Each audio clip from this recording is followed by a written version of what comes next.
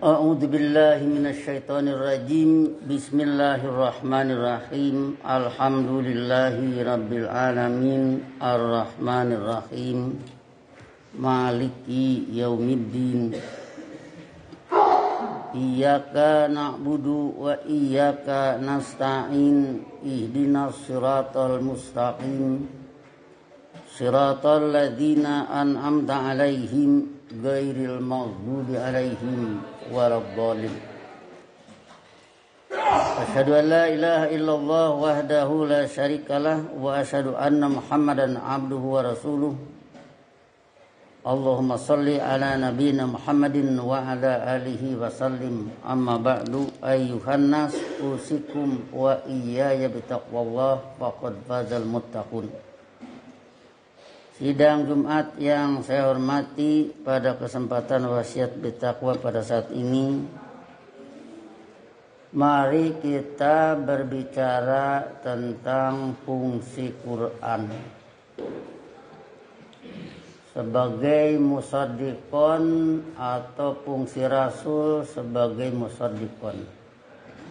Bentuk katanya bisa musaddiqon kalau hal, bisa musaddiqun kalau dia dilihat dari Baqarah 101 menjadi badal. Kita lihat pada surat Baqarah 101. Walamma ja'ahum rasulun min indillahi musaddiqul lima ma'ahum. Yaitu ketika seorang rasul dari kebijakan Allah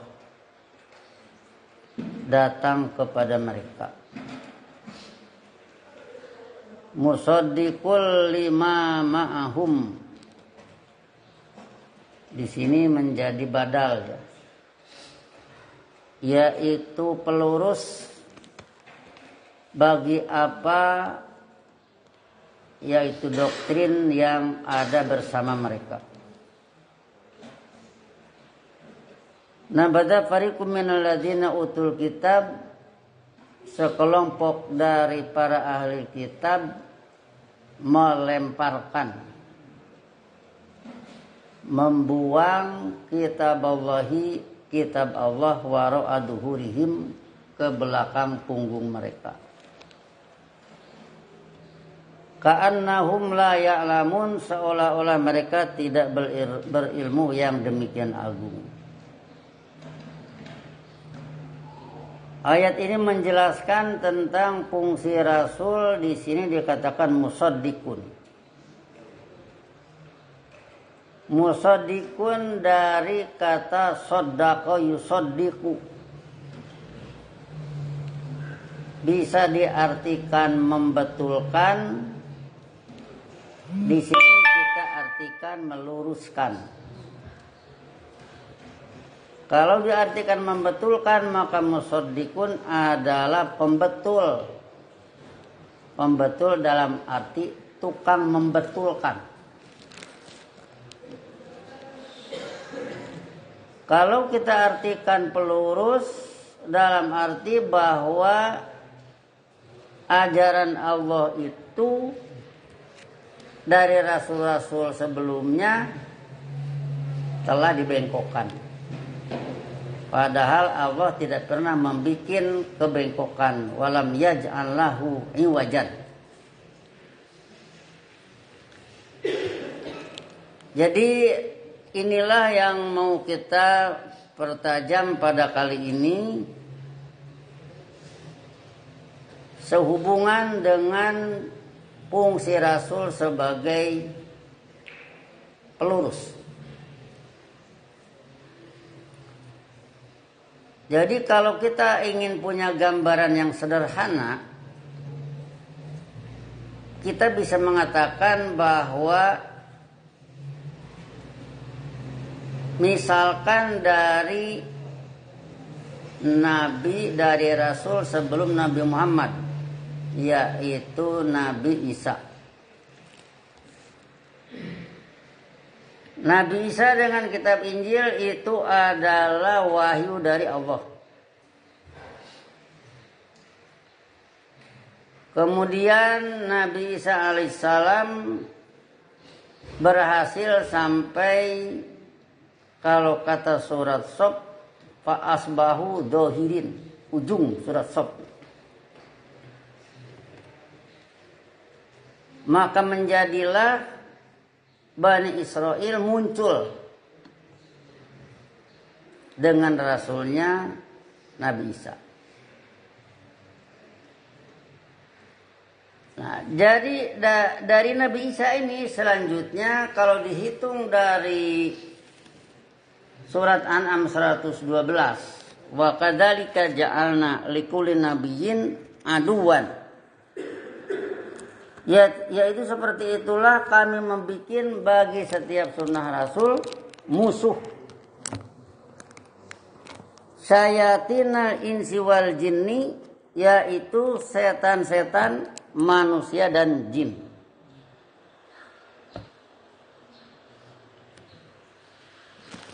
Yuhi ba'dhum ila ba'din zuhrufal qauli gurura,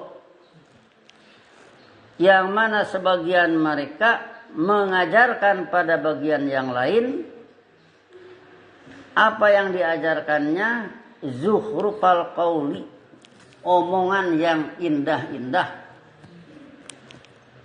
Gurura menjadi tipu daya. Jadi omongan indah itu diperindah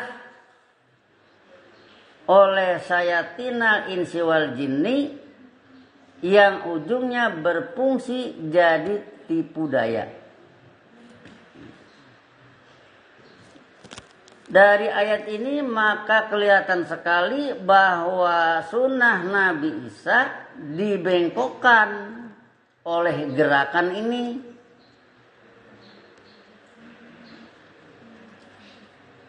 Maka munculnya Nabi Muhammad menjadi pelurus, menjadi pembetul dari ajaran yang dibawa oleh Nabi Isa yang sudah dibengkokkan oleh syayatinal insi wal jinni.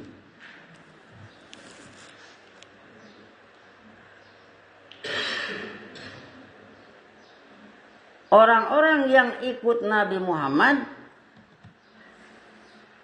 yang mendukung dakwah Nabi Muhammad, itu adalah orang-orang yang sembuh dari kebengkokan-kebengkokan, antara lain dari sunnah Nabi Isa. Dan bukan itu saja, sebab Nabi Isa pun musaddiqon juga lima baina yadaihi minat Taurat, dari apa yang ada di hadapannya dari Taurat.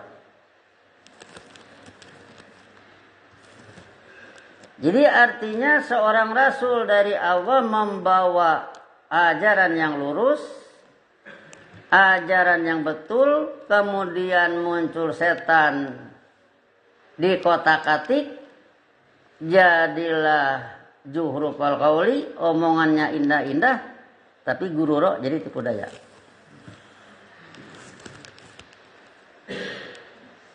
Setelah itu bagaimana? Allah bertindak mengutus rasul setelahnya. Musaddiqun.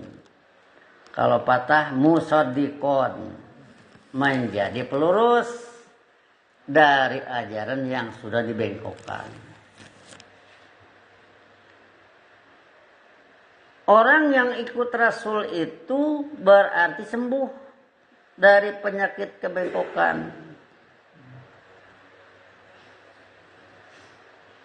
Setelah sembuh, Allah mewujudkan hasanah di dunia, yang kita selalu istilahkan, itulah yang diminta pada siratal ladzina an'amta alaihim. Siratal mustaqim badalnya siratal ladzina an'amta alaihim. Alladzina an'amta alaihim itu sudah berkali-kali kita buktikan menurut surat Maryam 58. ulaikal ladina an'ama Allahu alaihim minan nabiyyina min dzurriyyati Adam wa mimman hamalna ma'anu wa min dzurriyyati Ibrahim wa Israil wa mimman hadaina wajtabaina. Jadi para rasul yang membawa ajaran yang lurus menjelma menjadi hasanah fid dunya, itulah yang diminta oleh Nabi Muhammad di dalam sholat Nabi Muhammad. Itulah yang diminta oleh Abu Bakar dalam sholat Abu Bakar. Itulah yang diminta oleh Umar, Utsman, Ali dan sebagainya di dalam sholat mereka. Dan itu pula yang kita minta dalam sholat kita. Hanya kalau kita baca sekarang, inklusif ke dalamnya, termasuk ke dalamnya sunnah Nabi Muhammad yang sudah menjelma.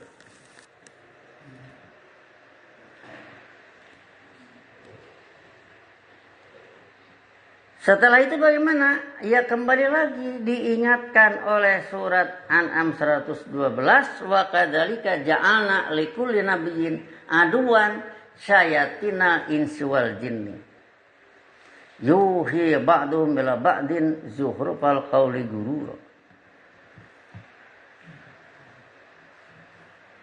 Berarti perlu diwaspadai adanya kebengkokan setelah Nabi Muhammad. Kalau kita kembali kepada ayat yang sudah pernah diberikan, innalladzi farada 'alaikal Qur'an la radduka ila ma'adin. Sesungguhnya yang mewajibkan Quran kepada Anda, yaitu Allah, andanya Nabi Muhammad, la radduka adalah benar-benar yang mengembalikan Anda, mengembalikan sunnah Anda ila ma'adin, ke suatu perulangan. Jadi berarti siapapun harus waspada dengan pembengkokan setelah Nabi Muhammad menuju ke arah ma'adin. Kalau kata hadis, khairul qurun qarni wa qarnun min ba'di. Kenapa kita berbicara itu? Yang kita bicarakan di ayat Quran. Kita bukan ngarang-ngarang. Itu ayat Quran. Itu hudal lil muttaqin. Siapa yang mau takwa, pedomannya itu.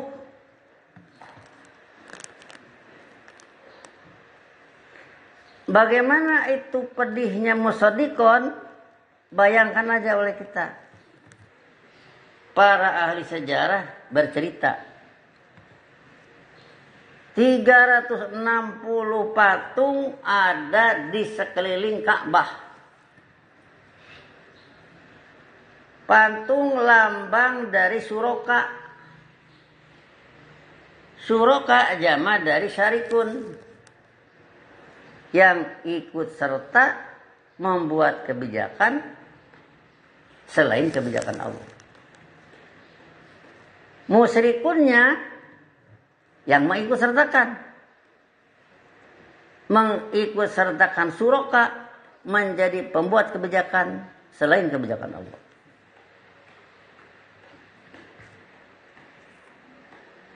Nabi Muhammad berdakwah 13 tahun di Makkah. Kemudian hijrah ke Madinah. Apa yang ditinggalkan? Yang ditinggalkan itu adalah ajaran asnam. Sama saja dengan Nabi Ibrahim memperingatkan bapaknya.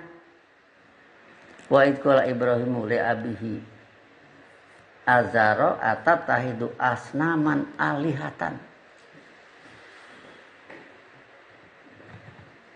Suatu ketika Ibrahim bertanya kepada bapaknya, yaitu Azar, apakah pantas Anda membuat ajaran-ajaran asnam menjadi berbagai yang diabdi?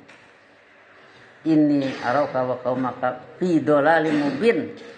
Sesungguhnya aku secara ilmiah melihat Anda dan bangsa Anda ada dalam kesesatan dulumat yang nyata.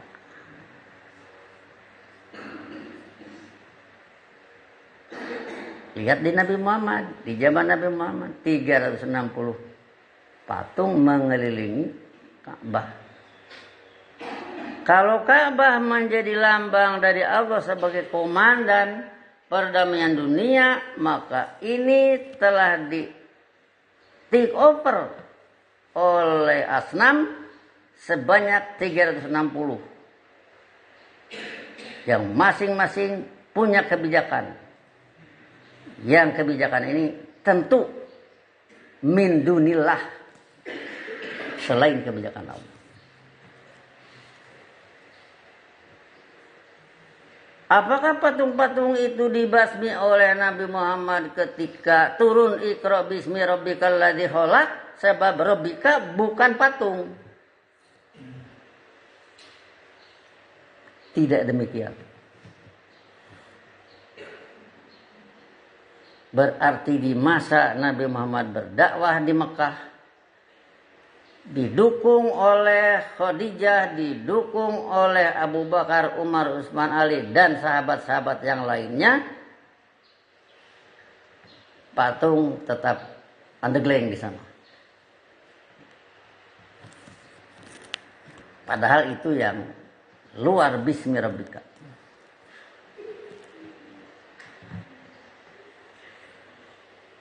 Kapan patung-patung ini dibersihkan?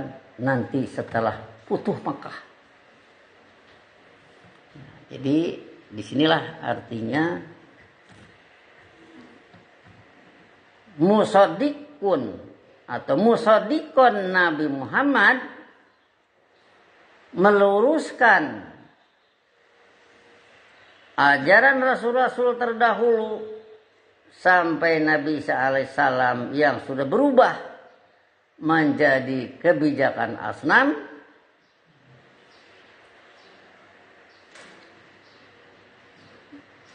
itu berjalan sekian lama tidak dibasmi patungnya, tapi nanti malah setelah Futuh Makkah, setelah penaklukan Makkah.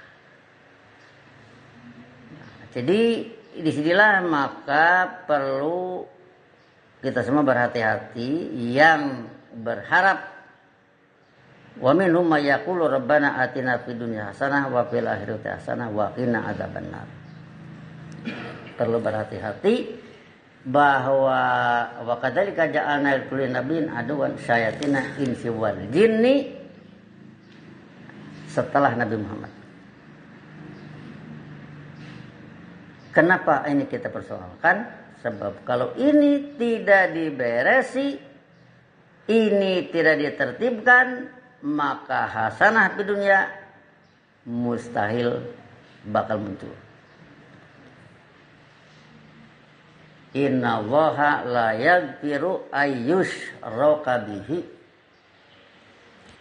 Sesungguhnya Allah dengan penuh ajaran menurut sunnah Rasulnya tidak bakal mengislah bahwa kebijakannya diikut sertai. Diikut sertai siapa? Diikut sertai oleh patung-patung. Diikut sertai oleh suraka. Kebijakan Allah itu harus bersih. Kebijakan Allah saja. Harus la ilaha illallah. La ma'buda illallah. Tidak ada yang diabdi kecuali Allah dengan penurunan ajaran menurut sunnah Rasulnya. Allah menurunkan ajaran, Rasulnya yaitu Nabi Muhammad yang mempraktekkan, maka ajaran itu dibimbing dalam pelaksanaannya oleh Nabi Muhammad. Kita ambil beberapa contoh di antaranya yang sudah kita kemukakan. Aqimis sholata liduluki syamsi ila ghasaqil laili wa Qur'an al-fajri. Di sana disebut 3. 1 duluki syamsi, gelincir matahari. 2 ghasaqil laili, gelapnya malam. 3 Qur'an al-fajri, bacaan fajar. 3 disebut, begitu dipraktekkan oleh Nabi Muhammad jadi sholat 5 waktu. Duhur, asar, maghrib, isya, subuh. Seandainya kita ini mengambil kesimpulan 3 saja, sebab di sana juga 3 dalam ayatnya, itu berarti dia mengambil pengertian Quran, tapi prakteknya bukan sunnah Rasul. Ya, kita tegas saja begitu, prakteknya bukan sunnah Rasul. Suatu waktu ada orang yang usul ke saya lewat WA, Pak, bagaimana itu tentang wanita ikut Jumatan? Saya jawab begini, seandainya Rasulullah mengerjakan, kita kerjakan. Kalau tidak, nggak usah ngarang-ngarang. Karena di zaman Nabi Muhammad juga wanita itu banyak. Harus ada ceritanya sampai ke kita. Itu kalau tidak ada ya berarti itu tanggung jawab laki-laki untuk menyampaikan informasi. Kira-kira begitulah. Masa misalkan wanita tidak boleh dikasih wasiat bertakwa. Tapi kalau Idul Fitri, Idul Adha itu ada hadisnya. Wanita-wanita yang lagi berhalangan saja tidak usah sholat, harus turun mendengarkan khutbahnya saja, tidak ikut sholatnya. Jadi kalau dari sana ada, kalau tidak ada ya nggak usah ngarang-ngarang. Kalau ngarang-ngarang bukan sunnah Rasul, berarti sunnah sendiri.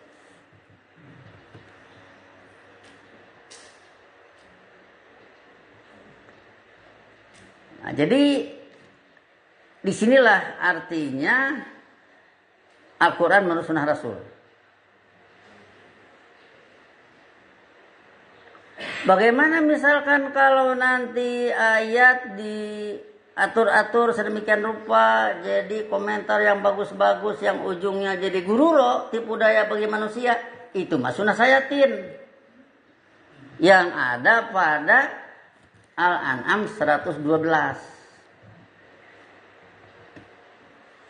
Kalau mau kaya, kalau mau itu, mau ini, melalui itu, ya bisa lakukan itu. Tapi itu jangan disebut itu sunnah Rasul, itu sunnah sayatin.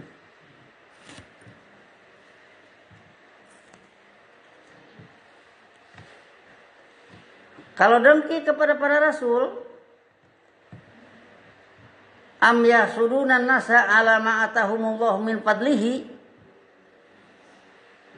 yaitu alladzina utu nasiban minal kitab, pada surat Nisa 51. Alam taro ilal ladzina utu nasiban minal kitab yu'minuna bil jibti wat tagut. Apakah Anda tidak melihat secara ilmiah mereka yang telah diberi bagian dari kitab?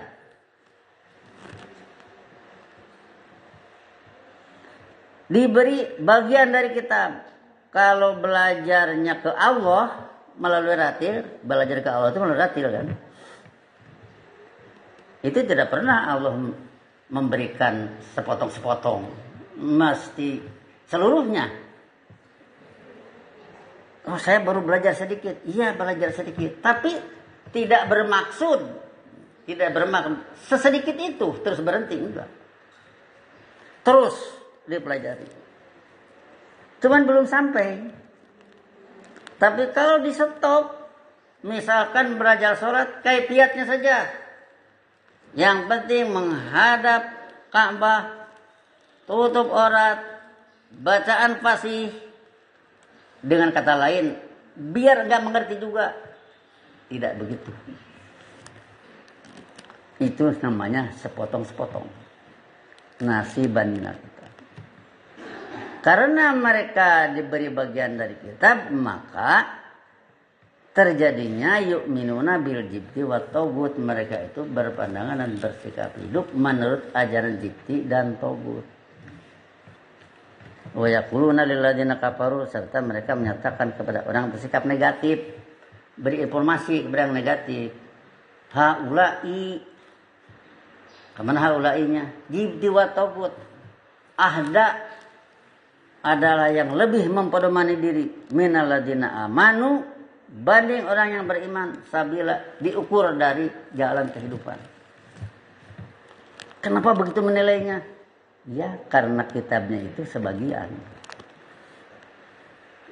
Nah, orang-orang inilah nanti yang yasudunan nasa, dengki kepada para rasul, alama atahumullah min fadlihi, karena para rasul telah Allah beri keunggulan, telah Allah beri karunia, yaitu apa? Hasanah di dunia. Maka kita dapatkan pada surat Falaq, wa min syarri hasidin idza hasad.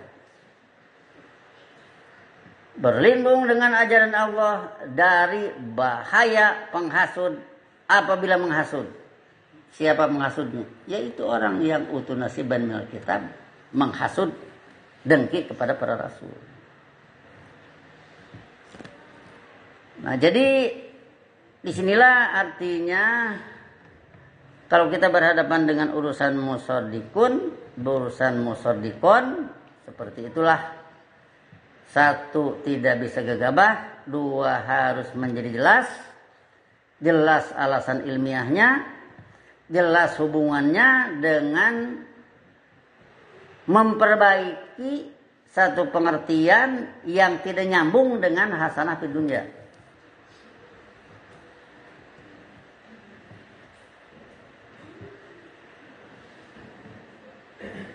Ya, artinya kalau dikatakan bengkok itu kan jalan itu tidak lurus. Kalau dari sini ke Bandar Jaya ngambil garis lurus, dibengkokkanlah ke arah Tulang Bawang misalkan. Ya nggak nyampe lah ke Bandar Jaya. Nah, demikian hasanah di dunia yang menjadi doa Rabbana atina fid dunya hasanah wa fil akhirati hasanah. Tidak akan nyampe. Begitu berdoa waqina adzabannar, lindungilah kami, jagalah kami dari azab kehidupan nar, malah azab kehidupan nar yang ketemu. Itu bahayanya. Maka dari itu, satu yang harus kita perhatikan, bagaimana ini dakwah musaddiqon ini berjalan lurus.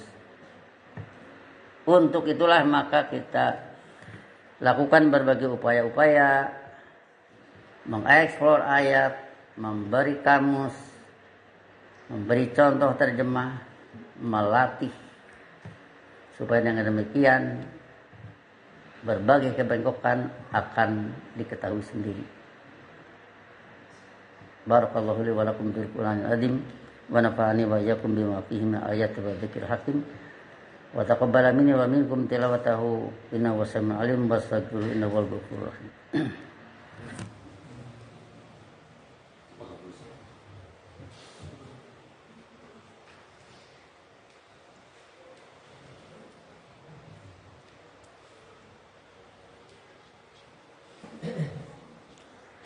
Alhamdulillahilladzi wa'ada alladziina aamanu wa 'amilus sholihati minhum maghfiratan wa ajran 'azima. Asyhadu an la ilaha illallah wahdahu la syarikalah wa asyhadu anna Muhammadan abduhu wa rasuluh. Allahumma shalli ala nabiyina Muhammadin wa ala alihi wasallim. Amma ba'du ayyuhan nas usikum wa iyaya bi taqwallah faqad fatal muttaqun. Pada surat pada surat Al-Imran ayat 78 dinyatakan wa inna minhum la fariqon, sesungguhnya di antara mereka ada sekelompok yalwuna alsinatahum bil kitab, yang bersilat lidah perihal kitab. Litahsabuhu minal kitab, supaya kalian mengira yang demikian dari kitab. Wa ma huwa minal kitab, padahal yang demikian bukan dari kitab. Wa yaquluna huwa min indillah, serta mereka menyatakan yang demikian dari ajaran Allah. Wa ma huwa min indillah, padahal yang demikian bukan dari ajaran Allah. Wa yaquluna 'ala Allahil kadziba, yaitu mereka ngomong bohong atas ajaran Allah, wahum ya'lamun, padahal mereka berilmu yang demikian agung. Dengan kalimat terakhir wahum ya'lamun, padahal mereka berilmu yang demikian agung, jadi orang yang memasukkan kitab itu bukan orang bodoh. Mereka menguasai kitab, makanya bisa membengkok-bengkokkan kitab. Bagaimana kalau itu berhadapan dengan itu? Ya itulah eksplorasi ayat, nanti akan kelihatan bengkoknya di mana. Itulah kita mengusahakan pengkamusan, itulah kita melakukan satu upaya musaddiqon. Dalam hal ini sesuatu hal yang oleh Nabi Muhammad diperingatkan. Ala inna fil jasadi lamudghatan, ketahuilah sungguhnya dalam badan manusia ada segumpal daging, ida saluhal jasadu kulluhu, apabila dia muluslah seluruh tubuh. Wa idza fasadat jasadu kulluhu, sebaliknya apabila dia itu rusaklah seluruh tubuh. Ala wahyal qalbu, ketahuilah yang demikian itu adalah hati. Disinilah maka harus berbekal dengan hati yang tulus, yang murni, yang tidak penyakitan, satu goodwill, satu keinginan yang baik, tidak bermaksud menipu, tidak bermaksud mengoceh, tidak bermaksud jahat. Ini harus melapisi dari seluruh aktivitas. Ya, masalahnya nanti ada terbagi dua. Satu, ilmu yang tinggi dalam mencapai dari usaha musaddiqon itu. Yang keduanya, ini semua dalam data sunnah Rasul didukung oleh mimma rozaqnahum yunfikun. Kita selalu berbicara wa wajadaka ilan fa'agna, dia Allah mendapatkan Anda fakir, fa'agna, maka dia membikin kaya. Dari mana ini? Apa hujan duit dari langit? Apa hujan beras dari langit? Apa hujan gandum dari langit? Bukan seperti itu. Tapi di sini kesediaan dari masing-masing yang mencari yabtaguna min fadlillah, mencari karunia Allah. Carilah karunia Allah, Allah memberi rezeki, maka mimma rozaqnahum yunfikun. Sehingga dengan demikian, maka dengan itu ilmu yang tinggi dan pendanaan yang memadai, berjalanlah kurun pertama dan sukses. Sehingga dengan demikian maka kurun kedua pun tentunya harus seperti itu. Itulah bagian yang harus kita pikirkan dari segi doa Rabbana atina fid dunya hasanah wa fil akhirati hasanah wa qina adzabannar. Sekali lagi dilapisi dengan hati yang tulus, jangan ada kotoran, sebab dari sanalah nanti ada keengganan. Misalkan kalau ada ayat yang berbicara walan tardo'an kal yahudu walan nasoro hatta tatabi'a millatahum, Yahudi dan Nasoro tidak rela kepada andanya Muhammad musaddiqon terakhir, tidak mau mengikuti. Musaddiqon terakhir tidak mau, ya kan, berarti tidak mau diluruskan secara ilmiah. Ya kita tidak akan terus menumbuhkan misalkan ini kebencian kepada golongan tertentu. Tidak, ini ayat Quran harus dijelaskan. Jangan sampai orang nanti menduga-duga kesana kemari. Tidak lantar doan kakaknya Nabi Muhammad, musaddiqon terakhir itu Nabi Muhammad. Tidak mau itu berarti tidak mau hasanah fid dunya. Kalau kenyataannya misalkan ada orang yang hebat, tanpa itu Quran berbicara inna hadalah wal fawzul adim. Ini Quran itu sukses besar. Limisl hadza falyamal amilun, hendaknya orang yang hidup berbuat seperti ini. Adzalika khairun nuzulan am sajaratu jakum. Apakah itu yang indah diukur dari hidangan am sajaratu jakum atau pohon jakum? Jadi di Fawzul Adim ada dua. Ada nur menurut sunnah Rasul, ada zulmat menurut sunnah saya.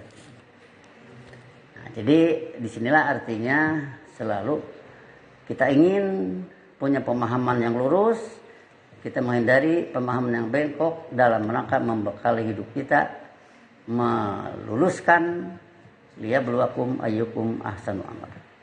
Allahumma sholli ala nabiyina Muhammad wa ala alihi wasallam. Rabbana la tuzigh qulubana ba'da idh hadaitana wa hab lana min ladunka rahmatan innaka antal wahhab. Rabbana hab lana min azwajina wa dhurriyyatina qurrata a'yun waj'alna lil muttaqina imama. Rabbana innana sami'na munadiyan yunadi lil iman an aminu bi rabbikum fa amanna. Rabbana faghfir lana dzunubana wa kaffir anna sayyi'atina wa tawaffana ma'al abrar.